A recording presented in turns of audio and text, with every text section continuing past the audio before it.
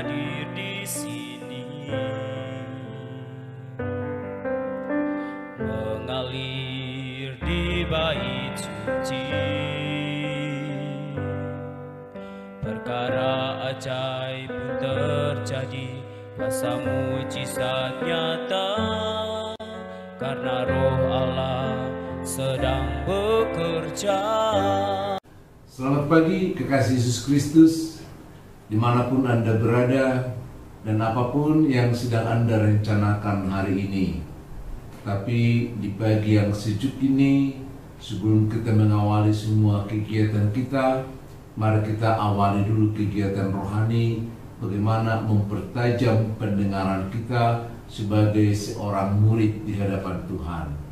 Karena mempertajam pendengaran ini diberikan kepada kita setiap pagi oleh Tuhan, karena sangat penting kita mempertajam pendengaran agar kita mampu membedakan suara Roh Kudus yang ada dalam hati kita, suara keinginan daging yang menggebu-gebu menjepit kita, suara dunia ini yang tidak suka dengan perkembangan kuasa Roh Kudus, apalagi Kristus, dan juga iblis yang senantiasa ingin mengambil firman Tuhan dari hati kita, dari pikiran kita.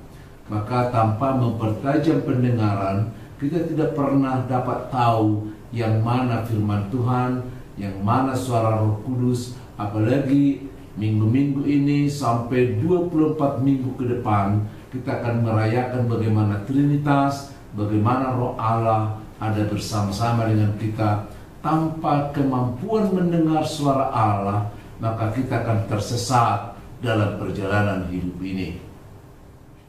Saudara-saudara, kita saat ini sudah semakin meninggalkan PSBB, karena bagi para pekerja sudah diberi kesempatan untuk bekerja di kantor dan di tempat-tempat yang vital lainnya, sekalipun para pelajar masih belum dipanggil dan diizinkan untuk kembali ke sekolah.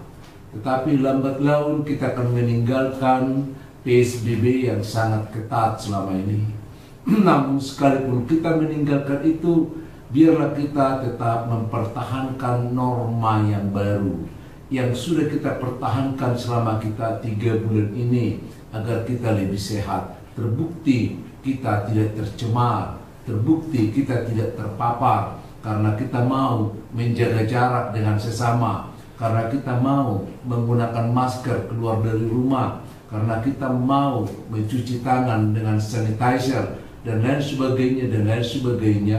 Mari kita buat itu menjadi norma yang baru dalam kehidupan kita, sekalipun nanti kita sudah bebas setelah COVID-19 ini tidak lagi menghantui kita. Tapi biarlah norma-norma yang baru itu kita bawa di dalam kehidupan kita, supaya kita semakin sehat. Apalagi kalau naik sepeda motor, gunakanlah masker yang baik sehingga kita akan semakin sehat. Saudara-saudara sekalian rohani kita, di minggu ini kami akan mencoba mengarahkan pikiran kita bagaimana kita semakin mengenal Roh Kudus yang sebagai pribadi dari Allah Tritunggal, yang menuntun orang percaya, bukan sekedar kuasa, bukan sekedar kekuatan Tuhan, tapi Roh Kudus itu adalah Allah sendiri, dan Roh Kudus itu berdiam di dalam diri kita. Makanya perlu sekali mempertajam pendengaran, bagaimana kita supaya mampu mendengar suara Roh Kudus yang ada di dalam hati kita. Tidak tahukah kamu, kalau tubuhmu adalah bait Allah, kalau di dalam dirimu ada Roh Allah. 1 Korintus 3 ayat ke-16. Maka tema kita pada pagi hari ini, Senin ini, kami ambil dari Yohanes 14 ayat yang ke-16, dikatakan, Dia akan memberikan kepadamu penolong yang lain, supaya menyertai kamu selama-lamanya. Jadi setelah Tuhan Yesus naik ke surga, Ia memberikan penolong bagi kita yang akan menyertai kita selama-lamanya. Saudara-saudara, kalau kita ditinggalkan seseorang yang sangat berpengaruh bagi kita, seseorang yang sangat berpengaruh, maka kepergiannya itu apakah kepergiannya sebagai permanen karena meninggal, ataukah kepergiannya karena pindah tugas dan lain sebagainya, maka itu akan menimbulkan pertama-tama rasa kehilangan bagi kita. Karena sosok yang kita harapkan itu, karena keteladanan yang dia berikan, bahkan harapan serta rencana yang pernah ditanam akan menjadi hilang segera setelah dia pergi. Begitu pemikiran kita. Ada rasa kekosongan di dalam diri kita sehingga kita lemah, lesu, letih ketika seseorang meninggalkan kita. Ada kekhawatiran kalau kebersamaan yang selama ini kita bangun dengan dia akan sirna begitu saja. Ada kekhawatiran kalau rencana yang pernah kita rancang bersama dengan dia akan putus begitu saja. Dan memang secara duniawi demikian. Ya, demikian juga para murid Kristus ketika Yesus memanggil mereka untuk pergi ke Betania, dan nampaknya itulah pertemuan terakhir bagi mereka, tertulis dalam Kisah Para Rasul pasal yang pertama. Dan setelah Yesus memberikan ujangan, dia akan segera naik. Masih nyosor dari para muridnya di ayat yang ke-6 mengatakan, terakhir kali, Tuhan, maukah Engkau masa ini memulihkan kerajaan bagi Israel? Karena apa yang mereka bangun selama ini, apa yang diharapkannya melalui Kristus akan terputus begitu saja. Ya, maka dia menunjukkan itu sama seperti kita menunjukkan bagaimana khawatirnya kita apabila seseorang yang sangat berpengaruh itu meninggalkan kita, maka berakhirlah kebahagiaan, berakhirlah kemesraan, berakhirlah semua rencana dan lain sebagainya. Itu memang bisa terjadi kalau manusia, tapi Tuhan tidak. Kenapa? Karena Allah itu adalah Bapa yang kekal, yang tidak seperti manusia. Dia adalah roh. Ya, Yohanes 4 ayat yang ke-24.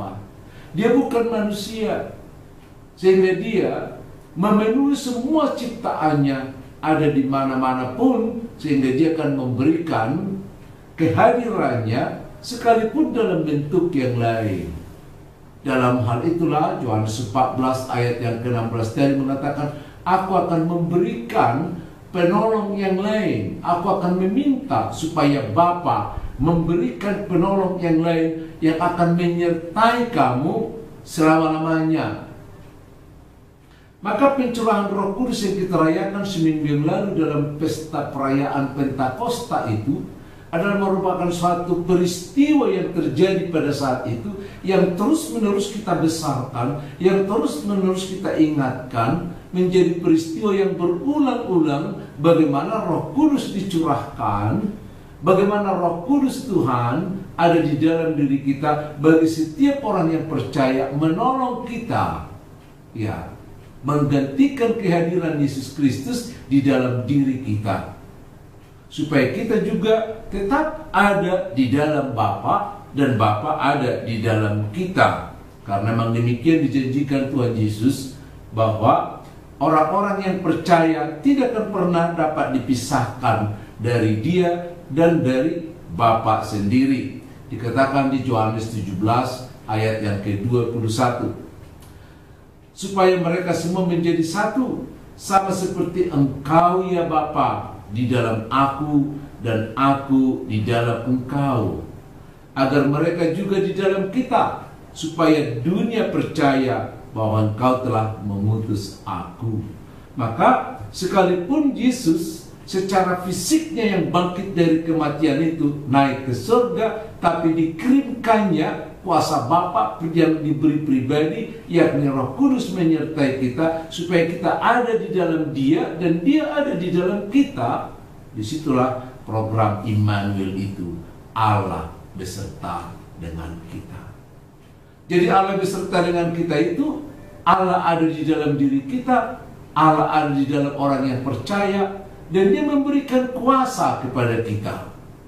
Ya, kalau kita perhatikan di Markus 16 ayat yang ke-15 dan yang berikutnya, kalau Roh Kudus itu datang, maka kepada kita akan diberikan juga kuasa. Ya, ada kuasa yang diberikan. Sebagaimana Yesus katakan dalam Matius yang ke-28 ayat yang ke-18, katakan, "Kepadaku telah diberikan kuasa di surga dan di bumi. Oleh karena itu pergilah, beritakanlah Injil." Jadi kepada setiap orang yang percaya diberikan kuasa, ya, berikan kuasa, dan kuasa itu berbentuk tanda-tanda yang lahir dari kehidupan kita, yang lahir dalam perjalanan hidup kita. Misalnya kita lihat di Markus 16 ayat yang ke-17. Kuasa itu akan diberikan sebagai tanda-tanda kemampuan mengusir setan. Jadi kalau kita percaya kepadanya, diberikan kuasa Roh Kudus, diberikan juga kuasa. Jadi kehadiran Roh Kudus itu bukan hanya talenta diberikan, tapi diberikan juga kuasa kepada kita. Kuasa mengusir setan, ya 17. Kuasa berbicara dalam bahasa yang baru, ya. Kuasa memegang ular. Coba nanti praktekkan, kita jelaskan satu-satu. Bahkan sekalipun kamu terminum racun, kamu tidak akan mendapat celaka. Dan bahkan kuasa menyembuhkan kalau kita mau meletakkan tangan kita di atas orang-orang yang sakit. Diberikan kuasa, tanda-tanda sebagai kuasa dari Roh Kudus. Dikatakan mengusir setan. Setan kan selalu mengganggu kita, iblis selalu mengganggu kita, tapi bukan rohnya orang meninggal, ya. Roh orang meninggal itu dipakai oleh setan mempengaruhi kita. Maka banyak orang Kristen pun masih kesurupan. Artinya mereka imannya lemah sehingga dirinya dimasuki oleh kuasa lain. Maka sebagai anak-anak Tuhan diberi kepada kita kuasa dalam nama Yesus Kristus. Tengking, keluar kau dalam Yesus gitu. Jangan berdoa lagi, Tuhan udah datang hantu, Tuhan usirlah Tuhan. Bukan, kan kepada kita diberikan kuasa kan. Maka gunakan kuasa itu. Bagaimana kita sebagai anak-anak Allah yang berkuasa karena Roh, usir dia dalam nama Yesus. Kan gitu ya. Oke. Karena ada tanda-tanda di dalam diri kita, kita juga diberikan berbagai talenta, ada kemampuan mengucapkan beberapa hal dalam bahasa, walaupun kadang-kadang kita cara mengucapkannya agak susah, tapi Roh Kudus akan membantu kita, memberikan pengertian kepada kita, sehingga hal-hal yang baru muncul di dalam otak kita oleh kuasa Roh Kudus itu. Tapi jangan main-main, lalu kau naik mimbar lalu mengatakan nanti Roh Kudus akan mengajari aku. Bukan. Setelah kita mempersiapkan segala sesuatunya, maka penyempurnaannya ada kuasa Tuhan. Maka jangan takut, beritakanlah dalam kuasa Tuhan, beritakanlah apa yang kau pahami tentang Yesus Kristus. Bahwa dia telah mati, bahwa dia telah bangkit, bahwa dia telah naik ke surga, dia mencurahkan Roh Kudusnya, dan Rohnya ada di dalam kita. Bekerjalah, tanda-tanda Tuhan akan menyertai kita. Bahkan dikatakan sekalipun engkau memegang ular, katanya, tapi jangan bikin itu menjadi semacam pertandingan sebagai tanda yang ada di YouTube sekarang. Cobalah kalau kau orang percaya, betul engkau beriman, pegang dulu ular ini, ya mati. Bukan begitu maksudnya. Ketika kita melakukan kehendak Tuhan, ada banyak bencana, ada banyak yang menghalang kita, ada banyak yang menghambat kita. Tapi dalam kuasa Tuhan, semua itu nanti akan dituntun kita bagaimana menyelesaikan itu dalam nama Tuhan. Sama seperti Paulus juga ketika kapal mereka terdampar di Malta. Itu Kisah Para Rasul 28 di ayat yang ketiga itu. Lalu dalam keadaan basah mereka mendarat, lalu kemudian menyalakan api. Paulus yang lincah ini, walaupun badannya kecil dan sakit-sakitan, tapi dia lincah. Dia lalu mengambil kayu-kayu yang teronggok di situ. Rupanya di balik kayu itu ada ular beludak ya. Nggak disadarinya, ya tangannya dipagut. Jadi bukan dikasih tangannya dipagut ular sebagai tanda kalau dia percaya, bukan. Dia angkat tanpa sengaja untuk kebutuhan orang lain dalam pemberitaan Injil, lalu tangannya kena pagut nih. Lalu dia kebaskan tangannya, ular itu tercampak ke api, lalu ularnya mati, orang itu tercengang. Karena ditunggu 5 menit nggak mati-mati, sampai dikatakan, mungkin ini anak dewa ini. Masa ular beludak menggigit nggak mati gitu loh. Kenapa itu? Karena kuasa Tuhan, dia bekerja di dalam Tuhan. Dia mendapat problem karena pekerjaan dalam nama Tuhan, maka Roh Kudus bekerja menolong dia. Ya, itu yang kita lihat. Akhir-akhir ini ada pertarungan antara dengan racunnya antara pendeta-pendeta Kristen yang ada di YouTube dengan non-Kristen. Katanya, ada Alkitab mengatakan kalau kau orang beriman, kalau kau dikuasai Roh Kudus, minum racun pun nggak mati. Ayo, tolong, silakan minum dulu racunnya. Kau betul nggak gitu ya? Nggak dikatakan begitu. Alkitab mengatakan, kalau kau mengerjakan pekerjaan Tuhan, akan banyak tantangan. Sekalipun kau dipagut ular, sekalipun kau terminum racun, kau tidak apa-apa. Tuhan akan menyertai. Pernah satu ketika, pernah nggak dengar nama Dr. Nemensen sebagai penginjil yang datang ke Tanah Batak ketika dia baru tiba di Tarutung di Saidnihuta. Di sana ada salib kasihnya sebagai tempat dia berdoa. Kemudian dari situ dia turun memberitakan Injil sampai di Saidnihuta dengan keadaan yang sangat sulit sekali menerobos, banyak sekali persoalan. Satu saat datang orang yang memberikan makanan bagi dia. Kebetulan mungkin mereka sudah agak kekurangan makanan, lalu dibawalah makanan itu. Ketika sampai di rumah, bau makanan itu menyengat karena mungkin sudah agak lapar juga, maka anjingnya juga mencium, maka anjingnya menggonggong. Merasa kasihan dengan anjingnya itu, sebelum dimakannya, dibagi dulu makanan itu ke anjingnya itu. Ya, begitu dimakan anjing itu, langsung mengkelepar. Rupanya makanan itu adalah beracun. Ya, jadi dia nggak makan racun itu, enggak. Tapi tangan Tuhan selalu menolong, tangan Tuhan selalu nyata. Buktinya kalau Roh Kudus itu ada bagi setiap orang yang percaya, ya, bagi setiap orang yang percaya. Dan Roh Kudus itu bekerja, itu tanda-tandanya. Maka mari kita peka, mari kita mempertajam pendengaran kita tentang suara Tuhan, supaya kita tahu mana nih suara Roh Kudus dalam melakukan sesuatu. Itu sebabnya Yesus mengatakan di Yohanes 16 ayat yang ke-7, lebih berguna aku pergi, karena kalau aku pergi akan diutus Parakletos, diutus Roh Penghibur yang akan ada di dalam diri kita. Kalau selama ini para murid berhadapan dengan Yesus face to face, tapi dengan hadirnya Roh Kudus bukan face to face, tapi Allah ada di dalam diri kita. Dan kehadiran Allah itu akan memberikan kuasa bagi kita. Sebagaimana Yesus berkuasa, maka kita pun akan mendapat kuasa itu sebagai anak-anak Allah. Kuasa sebagai anak Allah, kuasa juga menguasai hal-hal yang terjadi di seputar kehidupan kita, bahkan di tengah-tengah kehidupan kita ini. Shalom.